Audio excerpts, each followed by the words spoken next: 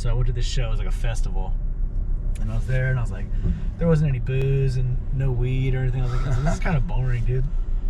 And then my friend, and then these guys are like, no, but you got to see this band called Flipsyde. Like, they're super sick right now. You got to see them. Then Flipsyde comes on, and the second they came on, I was just like, oh my god, this is the best band. I have to know them. Anyways, like, fast forward a week later, like the next day, I went to Tower Records. I bought their CD.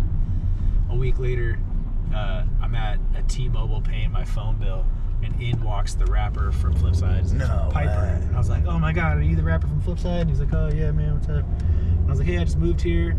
I was like, hey, can I give you my demo tape? I had made it like on like a little cassette tape. Yeah.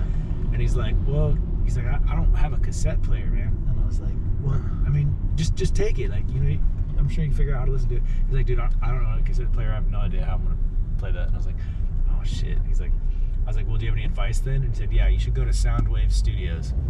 So the next day I took a bus to Soundwave Studios, and it was locked because it's like a private studio, and I couldn't get in. And then that was it. But then like 6 months later, I had a band, and we ended up getting rehearsal space at Soundwave.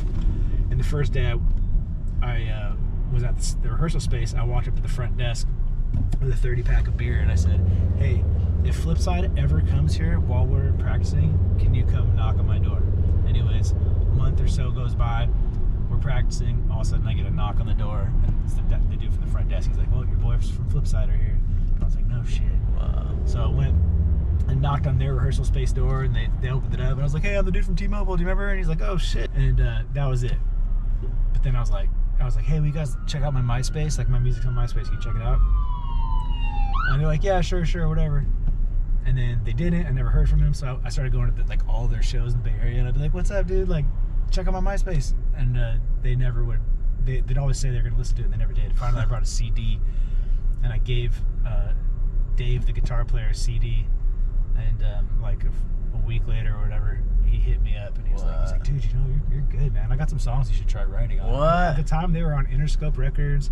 They were touring with the Black Eyed Peas. Holy like, they were a big deal.